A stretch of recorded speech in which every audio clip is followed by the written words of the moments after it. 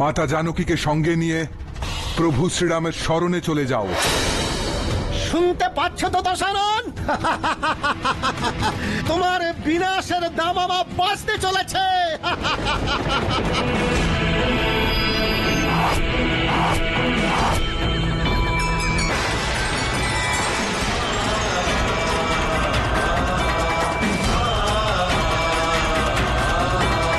ও লঙ্কার শত্রু একটা বানর লঙ্কায় উৎপাত সৃষ্টি করছে, আর তোমরা সবাই মিলে ওই সামান্য একটা বানরকে ধরতে পারছো না। যাও আর গিয়ে ধরো ওকে।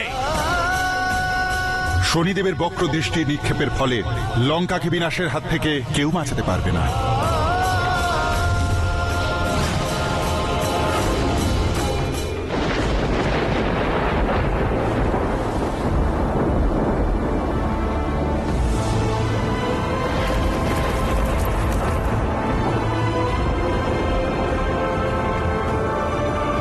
জয় শ্রীরাম।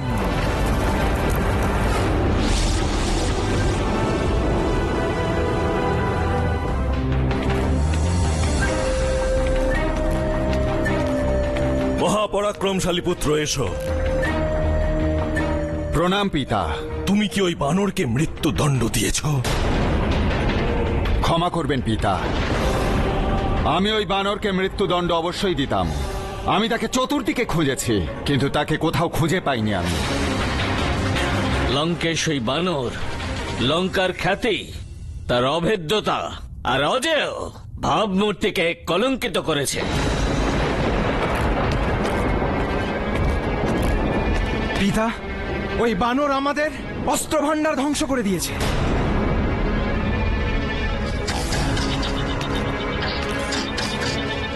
পিতা, আমাদের শস্ত্র তৈরির কার্যশালাটিকে নষ্ট করে দিয়েছে ওই বানর।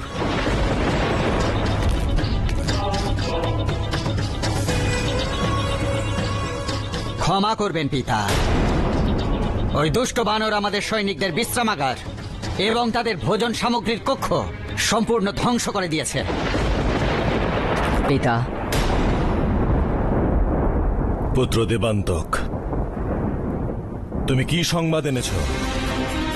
ভালো না মন্দ? মন্দ।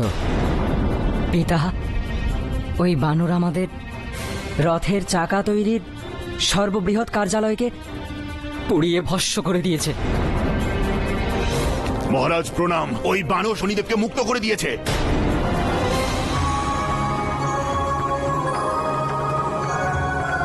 প্রণাম মাতা। হনুমান, আমি তোমার চিন্তায় ছিলাম। মাতা, আপনার কৃপা আর আশীর্বাদ এই দুই দ্বারা আমি রাবণের সৈন্যবল আর মনোবলে উভয় ক্ষেত্রেই গভীর আঘাত করে এসেছি। লঙ্কা দহন করে লঙ্কেশের আত্মবিশ্বাসে আঘাত করে এসেছি। লঙ্কার দুর্গের প্রাচীর ভঙ্গ করে লঙ্কার শস্ত্র ভাণ্ডার ধ্বংস করে এসেছি। আমি অহংকারী রাবণকে সংকেত দিয়ে এসেছি যে সময় এলে হয়তো সে সমুদ্রের স্রোতকেও থামিয়ে দিতে পারে, কিন্তু প্রভু শ্রীরামের আক্রমণকে সে থামাতে পারবে না। যদি সে একটুও বুদ্ধিমান হয় তাহলে আপনাকে পূর্ণ সম্মানের সঙ্গে প্রভু শ্রীরামের নিকট প্রেরণ করবে। না, কখনো না। যদি কেউ স্বপ্ন দেখে থাকে যে আমি সীতাকে ওই রামের নিকট ফিরিয়ে দেব, তাহলে সে দিনকে রাত আর রাতকে দিন মনে করছে। সীতা লঙ্কা থেকে কখনো যাবে না, শুনেছ তোমরা? কখনো না। সেসব তো ঠিক আছে পিতা, কিন্তু আমার মনে একটা অন্য চিন্তা ঘুরছে। কি? পিতা, ওই বানর নিজেকে রামের সেবক মনে করে তো? আর তার সংবাদ আমরা পাই অশোক বাটিকা সংলগ্ন বাটিকা ধ্বংস করার সময়। তাহলে এটা সম্ভব যে ওই বানর ওখানে সীতার সাক্ষাতে এসেছিল? তাহলে এটাও সম্ভব যে লঙ্কা দহনের পর ওই বানর পুনরায় রামের স্ত্রী সীতার সঙ্গে সাক্ষাৎ করতে সেখানেই যাবে। আর যদি তাই হয় পিতা, আপনি আমায় এখনই অনুমতি দিন, আমি এই মুহূর্তে অশোক বাটিকায় গিয়ে ওই বানরের উপর প্রতিবন্ধকতা তৈরি করব। না ইন্দ্রজিৎ, অশোক কাননে আমি ছাড়া আর অন্য কোনো পুরুষ যেতে পারে না। আর যদি তুমি যা বলছো তা সত্য হয়, ওই বানরকে যদি আমি অশোক কাননে পাই, তাহলে আমি তাকে সেখানেই সেই মুহূর্তেই মৃত্যুদণ্ড দেব ইন্দ্রজিৎ। এই রাবণ ওই বানরকে বধ করেই তবেই ফিরবে। যতক্ষণ প্রভু শ্রীরামের আশীর্বাদ আমার সঙ্গে আছে, ততক্ষণ মৃত্যুও আমার নিকট আসতে পারবে না। কিন্তু হনুমান, নিজের সংকট আসন্ন দেখে নিজেকেই তো রক্ষা করা উচিত।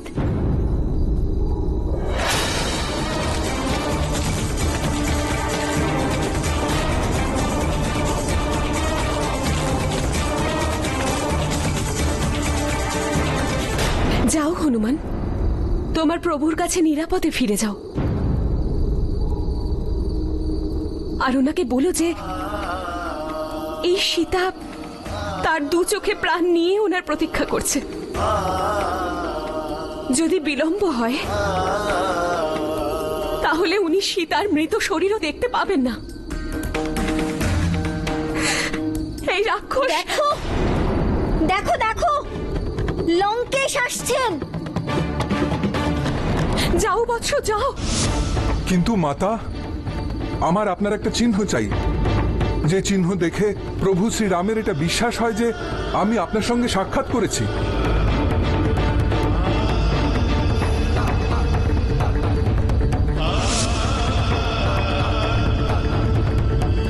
হনুমান, আমার এই চিহ্ন রঘুবীর ভালো করেই চেনেন। এটা ওনাকে দিলেই বুঝতে পারবেন যে তুমি আমার সঙ্গে সাক্ষাৎ করেছো।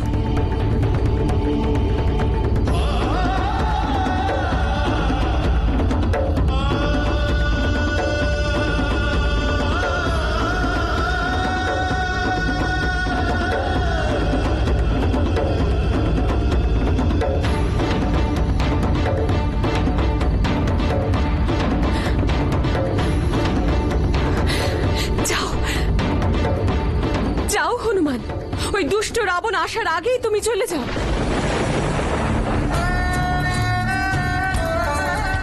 যথাজ্ঞা মাতা।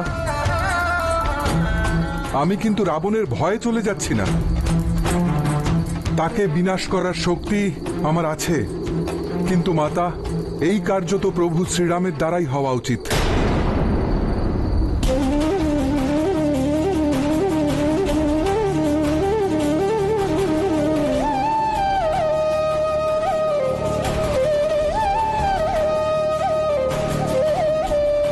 জয় শ্রীরাম।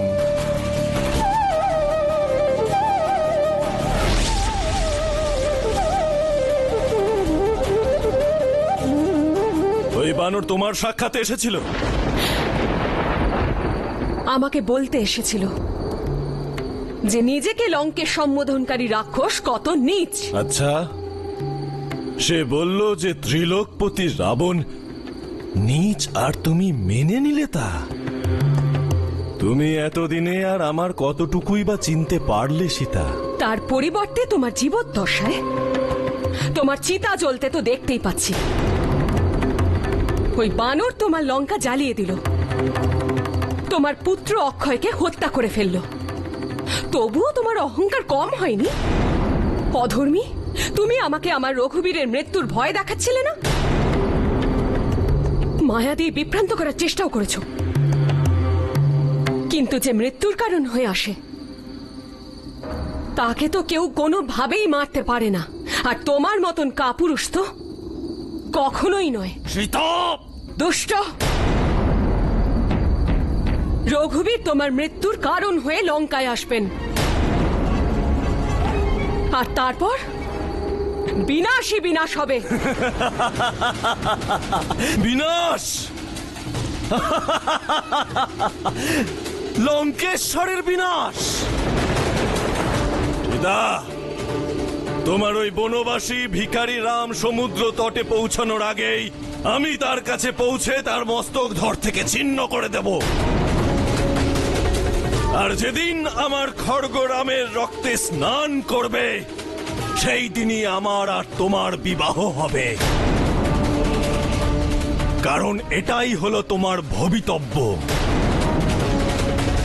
আর এ তো সর্বজন বিদিত সীতা, যে ভাগ্য লিখন কখনো বদলানো যায় না, চাইলেও না।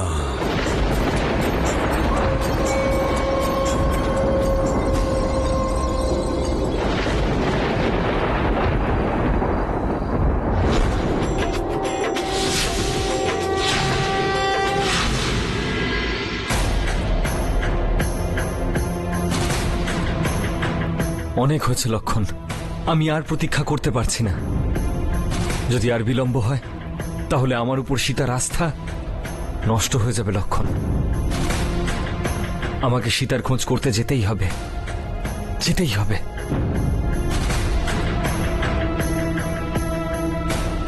প্রভু শ্রীরামের জয় হোক। প্রভু, গুপ্তচররা শুভ সংবাদ এনেছে।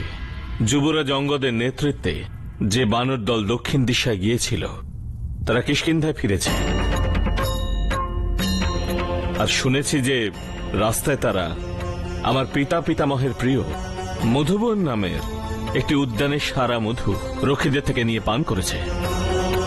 প্রভু, এর অর্থ হল সমগ্র বানর গোষ্ঠী অত্যন্ত প্রসন্ন। অতএব ওরা মাতা সীতার খোঁজ নিয়েই ফিরেছে। প্রভু শ্রীরামের, প্রভু শ্রীরামের, প্রভু শ্রীরামের, প্রভু শ্রীরামের, প্রভু শ্রীরামের, প্রভু শ্রীরামের।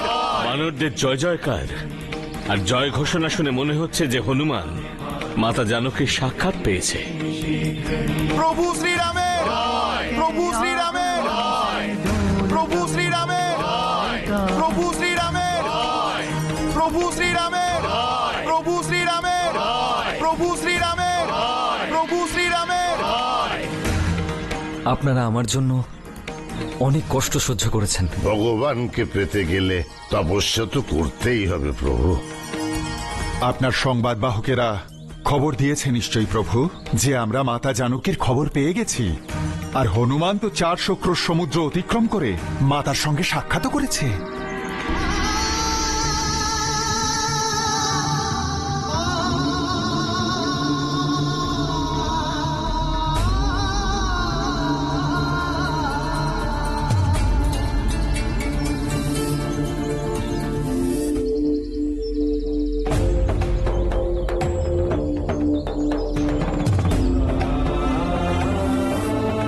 হনুমান, সত্যি তুমি আমার সীতার সাক্ষাৎ পেয়েছ? হনুমান, কেমন আছে আমার সীতা? সীতা কি আমার কথা স্মরণ করে? আপনি এটা জানতে চাইছেন যে উনি আপনাকে স্মরণ করেন কিনা?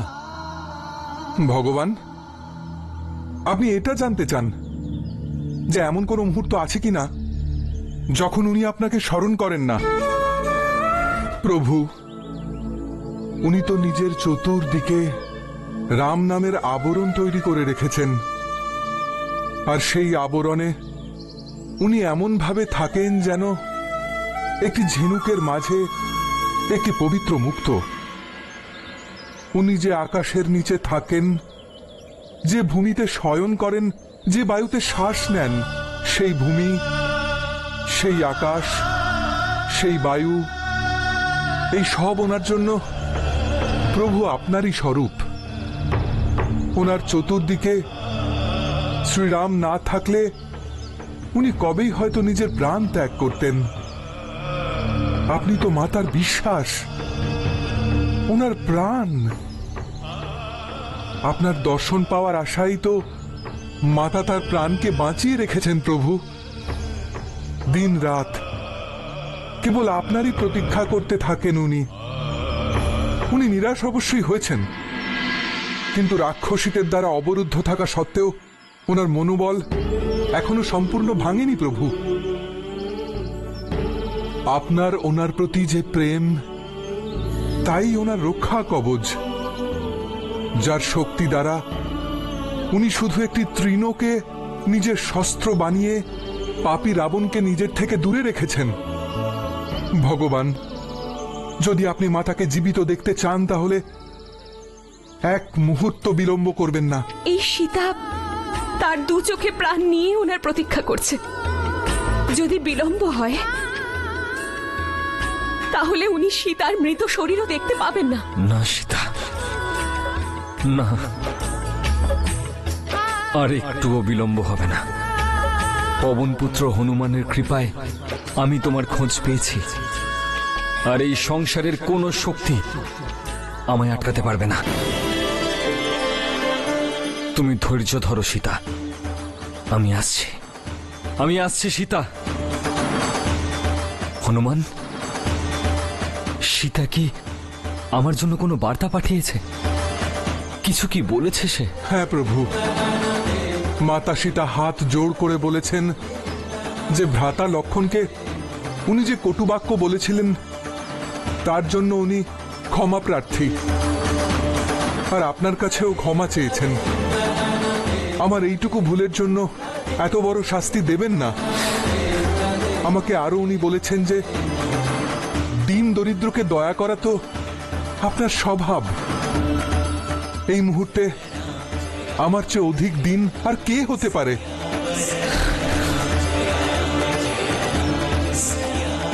প্রভু,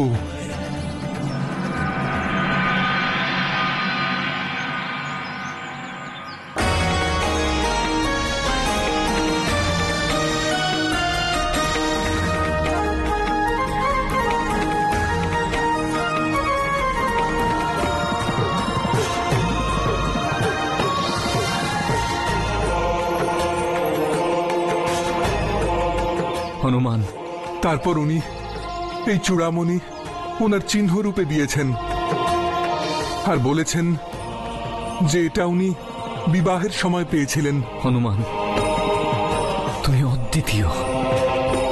গরুড় অথবা পবনদীপ ছাড়া এই মহান অসম্ভব কার্য আর কেউ করতে পারত না, যা তুমি করে দেখিয়েছ। হনুমান, যদি তোমার সাহায্য না পেতাম তাহলে আমি আমার মাতাগণের কাছে এবং আমার পূর্বপুরুষদের কাছে মুখ দেখাবার যোগ্য থাকতাম না। আপনি দয়াবান প্রভু, যে কার্য আপনি সহজেই করতে পারতেন তা আমার দ্বারা সাধন করিয়ে আপনি আপনার এই ভক্তের গৌরব বৃদ্ধি করেছেন। হনুমান, তোমার এই উপকারের ঋণ পরিশোধ করা আমার দ্বারা সম্ভব নয়। তুমি আমায় জন্ম জন্মান্তরের জন্য ঋণী করে দিলে হনুমান। না প্রভু,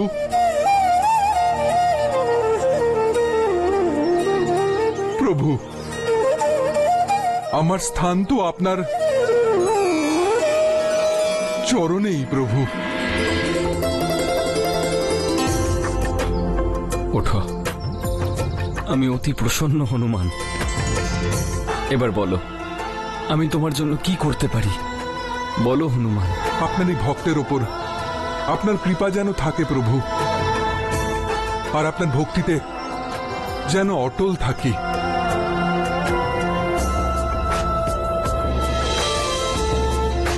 তথাস্তু। প্রভু শ্রীরামের প্রভু শ্রীরামের প্রভু শ্রীরামের প্রভু শ্রীরামের প্রভু শ্রীরামের প্রভু শ্রীরামের প্রভু শ্রীরামের প্রভু শ্রীরামের প্রভু শ্রীরামের জয় শ্রীরাম, জয় শ্রীরাম, জয় শ্রীরাম, জয় শ্রীরাম। তাহলে আপনি আমার কথা শুনবেন না?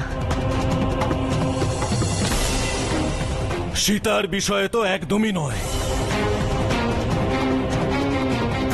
স্বামী, স্বামী, এত কিছু হবার পরেও আপনি? এত কিছু হবার পর কি এমন হয়েছে মন্দোদরী? লঙ্কা পুড়ে গেল আর আপনি জিজ্ঞেস করছেন যে কি হয়েছে? স্বামী, আমার পুত্র অক্ষয় কুমার মৃত্যু লোকে চলে গেল আর আপনি জিজ্ঞেস করছেন কি হয়েছে?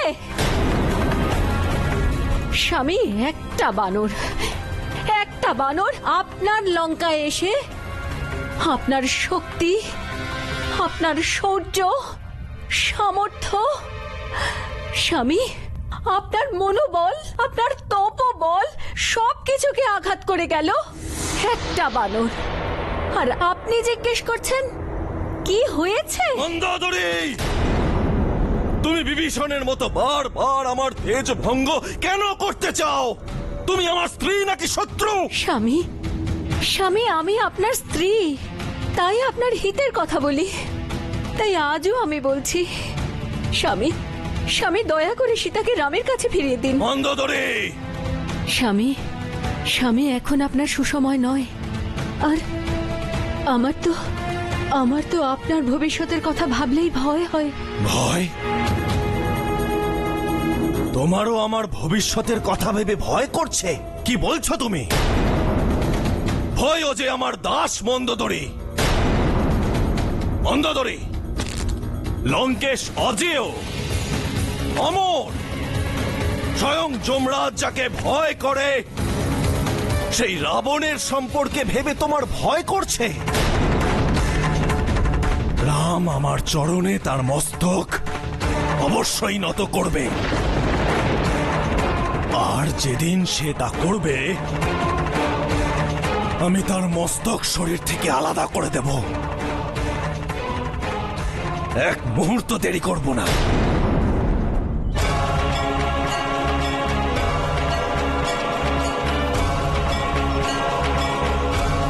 মহারাজ সুগ্রীব, আদেশ করুন। লঙ্কা নগরী আক্রমণের প্রস্তুতি আরম্ভ করুন। যথা আজ্ঞা প্রভু।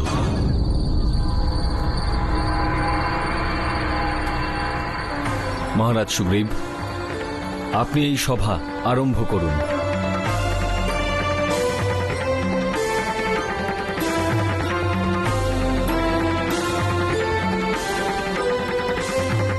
বন্ধুরা, যেমনটা আপনারা সকলেই জানেন, আমরা মাতা জানকের খোঁজ নিয়ে ফিরেছি।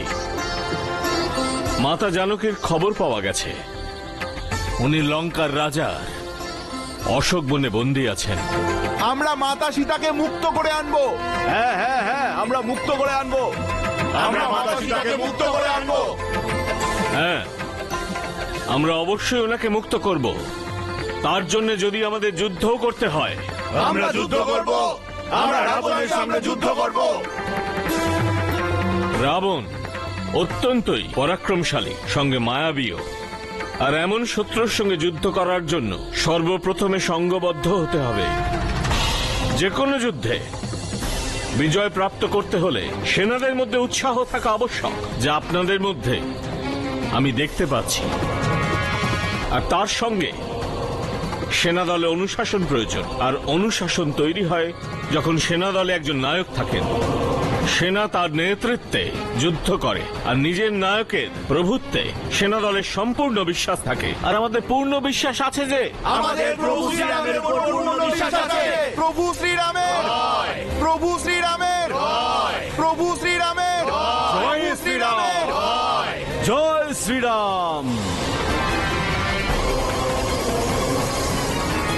আমার এবং সকলের পক্ষ থেকে প্রভু শ্রীরামের কাছে অনুরোধ যে আপনি আমাদের সেনাদলের সেনানায়ক হয়ে এই যুদ্ধ সঞ্চালন করুন।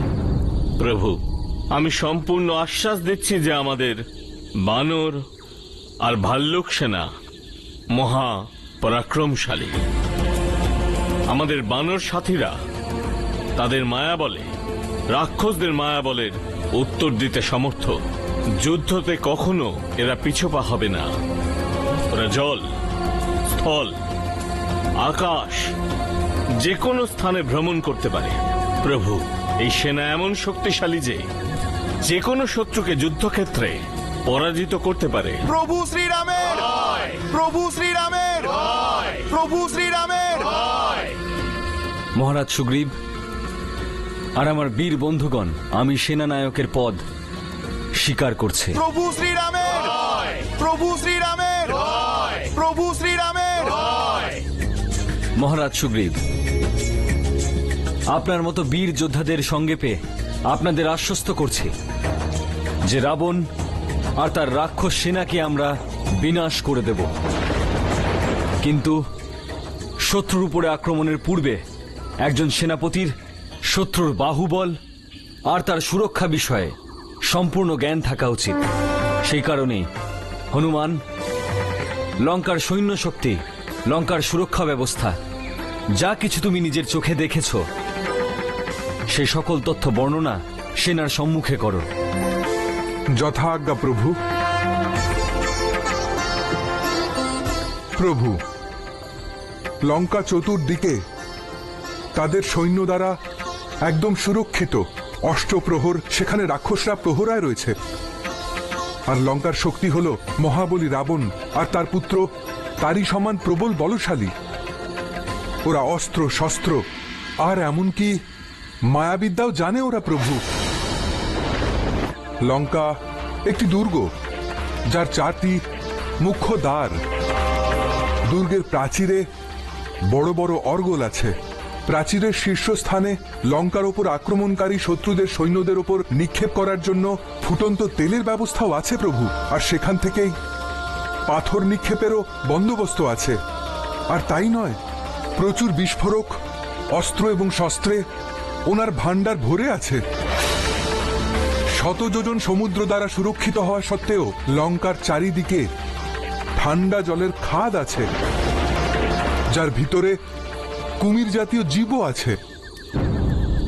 শত্রুর আগমনে খাদ পার করার পরেই তাদের থামানোর জন্য সেতু আছে, যা যন্ত্র দ্বারা সংকুচিত করে নেওয়া হয়, যার ফলে শত্রুর পক্ষে নগরীর অভ্যন্তরে যাওয়া অসম্ভব হয়ে যায়।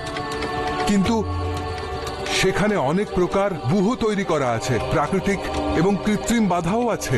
প্রভু, আমি লঙ্কার সৈন্যদের ওপর আর সহস্র ভাণ্ডার দুর্গের প্রাচীরে বৃহৎ মাত্রায় ক্ষতি সাধন করে এসেছি। দুর্গের বাইরের খাদ ভর্তি করে এসেছি, যার ফলে আমাদের সেনার লঙ্কাপুরীতে পৌঁছানো আরো সহজ হবে প্রভু। হে প্রভু, আপনি উচিত সময় দেখে সেনা দলকে প্রস্থানের আদেশ দিন। হনুমান, রাবণের লঙ্কা রাজ্যে গিয়ে যে সাহস আর পরাক্রম তুমি দেখিয়েছ, তা সম্ভবত দেবতারাও দেখাতেন না। মহারাজ সুগ্রীব, যুদ্ধের জন্য সেনা দলে যে মনোবলের প্রয়োজন হয় তা আপনাদের মধ্যে রয়েছে। তাই আমরা সময় নষ্ট করব না। কালই উত্তর ফাল্গুনী নক্ষত্রের শুভ মুহূর্তে আমরা সেনার সঙ্গে যাত্রা করব।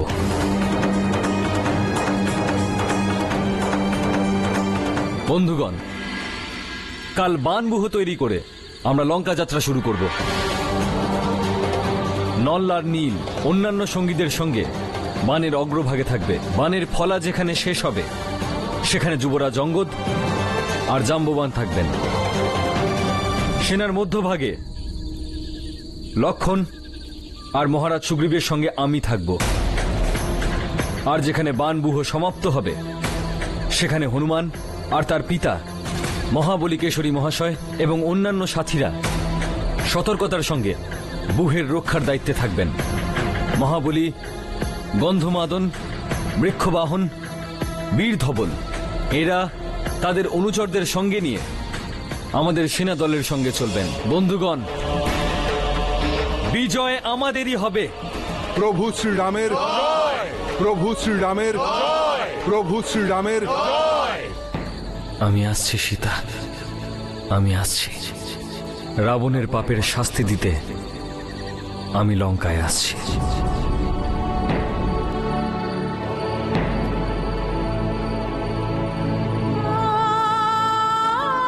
সীতা, কাকে খুঁজছো? রঘুবীর এখনো কেন এলেন না?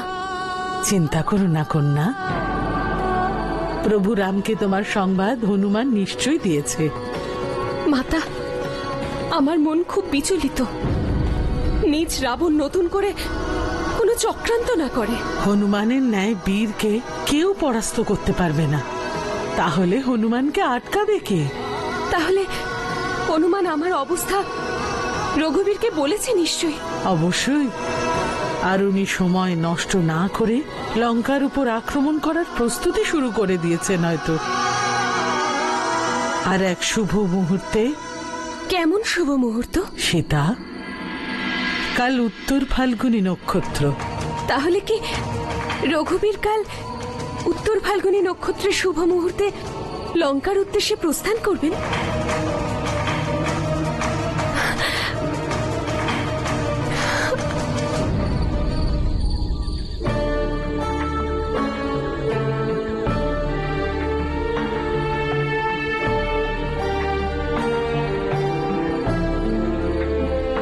ভ্রাতা, এইবারে আপনি একটু বিশ্রাম নিন।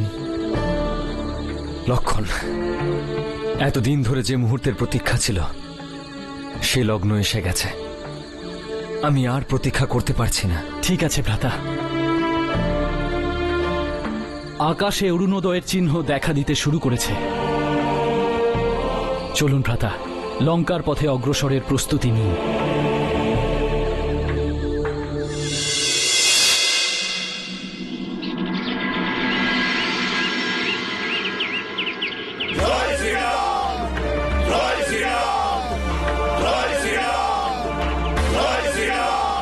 প্রভু, কিষ্কিন্ধার প্রত্যেক বানরের হৃদয়ে যুদ্ধ জয়ের আশা এবং উৎসাহ। কিষ্কিন্ধার সমগ্র সৈন্যবল সুসজ্জিত হয়ে আপনার সেবায় উপস্থিত। আপনি ওদের অগ্রসর হওয়ার আদেশ দিন। বীরগণ, সৈনিক যখন যুদ্ধে প্রথম পদক্ষেপ নেয় তখন সে সংসারের সকল মোহ মমতা পিছনে ফেলে এগিয়ে যায়। সেই সময় তার সকল আত্মীয় বন্ধন পিছনে পড়ে থাকে, এমনকি তার জীবনের মোহ তার সঙ্গে থাকে না। যুদ্ধে সৈনিকের কেবল একটাই লক্ষ্য থাকে, বিজয়। আমাদের লক্ষ্য হলো জয়লাভ। কিন্তু আমাদের জয় শুধু একজন প্রাণী বা রাবণ নামের কোন শত্রুর বিরুদ্ধে নয়।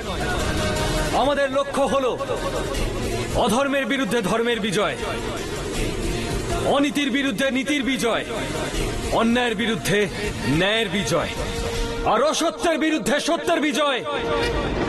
এই হলো আমাদের লক্ষ্য, আর আমরা আমাদের লক্ষ্যের পথে এগিয়ে যাব। সৈনিকগণ, যুদ্ধে জয়ের জন্য দুটি বিষয় জানা অতি আবশ্যক, মনে উৎসাহ আর হৃদয়ে প্রভুর প্রতি বিশ্বাস।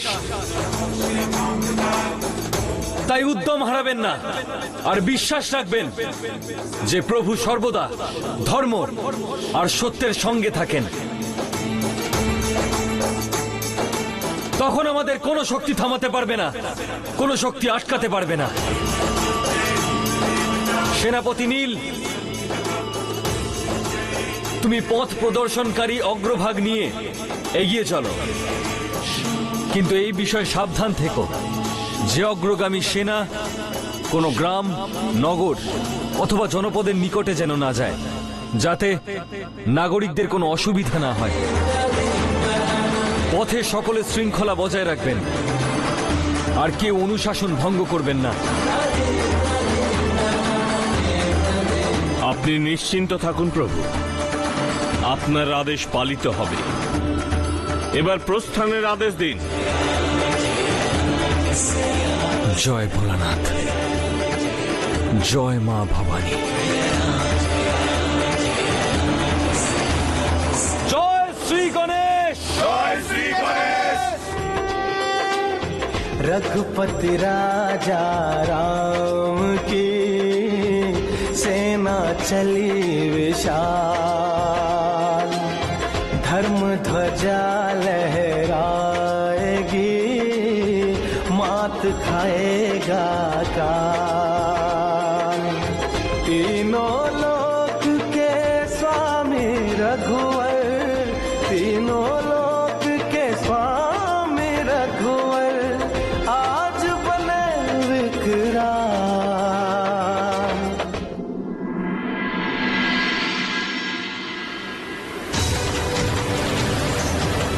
প্রভু শ্রীরামের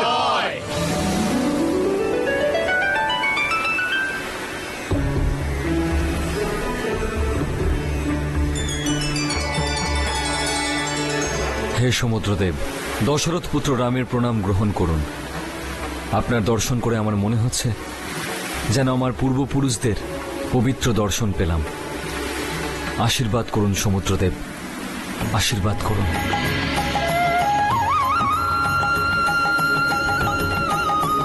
প্রভু, এই সময় লঙ্কা আর আমাদের মাঝে 400 ক্রোশ বিস্তৃত এই সমুদ্র আমাদের সকলকে লঙ্কায় পৌঁছতে বাধা দিচ্ছে। এই সমুদ্রকে অতিক্রম করে হনুমান লঙ্কা গিয়ে সীতা মাতা সাক্ষাৎ করে এসেছে, কিন্তু এখন তো সম্পূর্ণ বানর সেনাকে সমুদ্রের ওই তীরে যেতে হবে। এ কেমন করে সম্ভব প্রভু? আমাদের আর কেউ থামাতে পারবে না। আমরা অসম্ভবকে সম্ভব করে দেখাবো।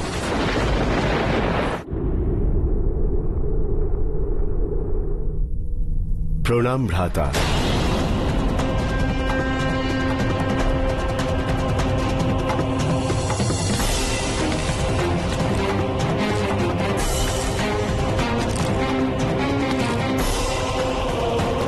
ও ধর্মাত্মা বিভীষণ এখানে কেন? ও আমাকে তিরস্কার করতে এসেছ? ভ্রাতা, আপনি আমাকে বুঝতে ভুল করছেন। আপনাকে তো সম্মান জানাতেই এসেছি। তাহলে সর্বদা সত্যের পক্ষ ধারণকারী বিভীষণ, এখন কি তুমি অসত্যের উপাসক হয়ে গেছ? অসত্য কথা বলছো? না ভ্রাতা, আমি সর্বদা সত্যের উপাসক থেকেছি, আর সর্বদা সত্যেরই উপাসনা করে যাব। ব্যাস বিভীষণ, ব্যাস। সত্য, ন্যায়, নীতি, ধর্ম, তোমার মতো পুরুষ এই সকল শব্দের আড়ম্বর করে।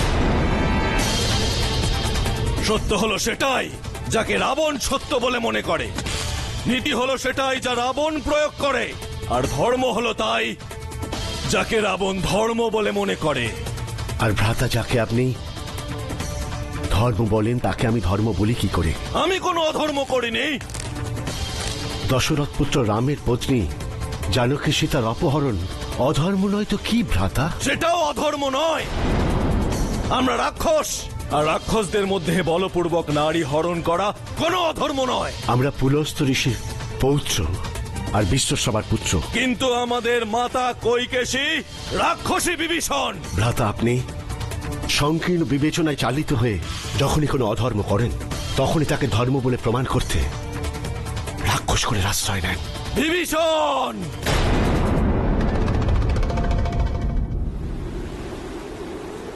এই 400 ক্রোশ সমুদ্রকে অতিক্রম করা সত্যিই বড় সমস্যা। লক্ষণ, যখন আমরা পথের সকল বাধা পেরিয়ে এই পর্যন্ত পৌঁছে গিয়েছি, তখন এই সমস্যার সমাধানও আমরা অবশ্যই করব। কারণ যে কোনো উপায়ে আমাদের সেনা দল নিয়ে ওই তীরে পৌঁছতেই হবে। মহারাজ সুগ্রীব, এই সময় সেনার বিশ্রাম অত্যন্ত প্রয়োজন। সেনার জন্য শিবিরের ব্যবস্থা, আর সেই সঙ্গে সেনার জন্য সুরক্ষারও ব্যবস্থা করতে হবে। আমাদের শিবির সমুদ্র তট থেকে দূরে হওয়া উচিত, যাতে আমরা সমুদ্র থেকে আগত শত্রু থেকে দূরে থাকতে পারি। সেনা আমাদের প্রাণ, আর নিজেদের প্রাণ রক্ষা করা আমাদের প্রথম কর্তব্য। মহারাজ সুগ্রীব, আপনি সর্বদা 2 জন সৈনিককে প্রহরীর কাজে নিযুক্ত করে দিন। আমাদের শত্রু শুধু কুটিলই নয়, কুটিলের সঙ্গে সঙ্গে কুহকী আর মায়াবীয়, অধর্ম আর অনীতির আশ্রয় নেওয়া ওদের নীতি। এমন শত্রুকে বিশ্বাস করা সম্ভব নয়। আমি আপনার কাছে হাত জোর করে অনুরোধ করছি ভ্রাতা, জানকী সীতাকে রামের কাছে ফিরিয়ে দিন। তা তো যখন রামের তার স্ত্রীকে নিয়ে কোনো চিন্তা নেই, তখন আপনার এত চিন্তা কিসের? ইন্দ্রজিৎ, তোমার পিতা একজন পরস্ত্রীকে অপহরণ করে এনেছেন। ও, তাহলে আপনিও কোনো পরস্ত্রীকে হরণ করে আনুন, দেখবেন কেউ বাধা দেবে না আপনাকে।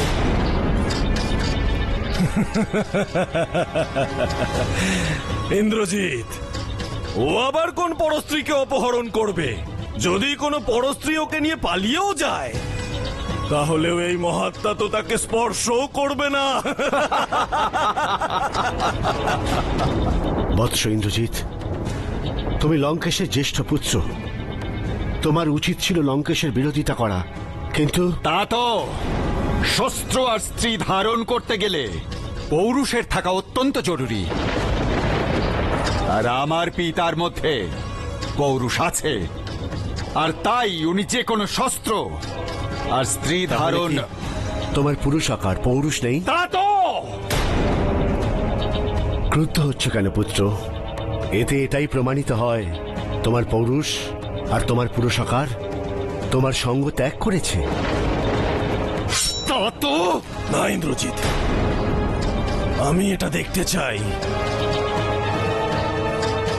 যে আমার ভ্রাতা বিভীষণ আমাদেরকে কি শেখাতে চায়। যখন হনুমান নামক বানর লঙ্কা দহন করলো, হাহাকার পড়ে গেল আর গর্জন করতে করতে আহ্বান করছিল, এমন কোন বীর, মহাবীর, বলি, মহাবলী আছে কেউ তার সম্মুখীন হতে পারে? তখন যদি তুমি এই শস্ত্র ওঠাতে আর তার সম্মুখীন হতে, তাহলে তোমার এই পৌরুষে আমার সন্দেহ থাকতো না।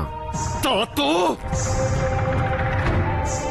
ভ্রাতা, আপনি জ্ঞানী, বেদজ্ঞ, চাটুকার যদি মন্ত্রী হয় বা পুত্র, তবু তাদের কথায় না ভুলে স্বয়ং এই সিদ্ধান্ত নিন যে সীতাকে রামের কাছে ফিরিয়ে দিলে লঙ্কার এবং লঙ্কাবাসীদের ভালো হবে নাকি মন্দ?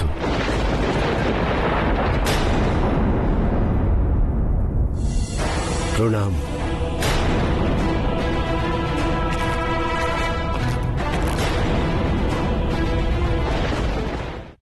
সীতা বাঁচলে এই লঙ্কায় বাঁচবে, আর মরলেও এই লঙ্কাতেই মরবে। বৈদ্য গুরু মন্ত্রী তিন নির্ভয় অপ্রিয় ভাষে, রাজধর্মচ্যুত হলে অকালে রাজন নাশে। রঘুনন্দনের পক্ষ নেওয়ার অপরাধে লঙ্কেশ বিভীষণ মহাশয়কে লঙ্কা ছেড়ে দেওয়ার আদেশ দিয়েছেন। সত্যই দুষ্ট রাবণের দিন এবার শেষ।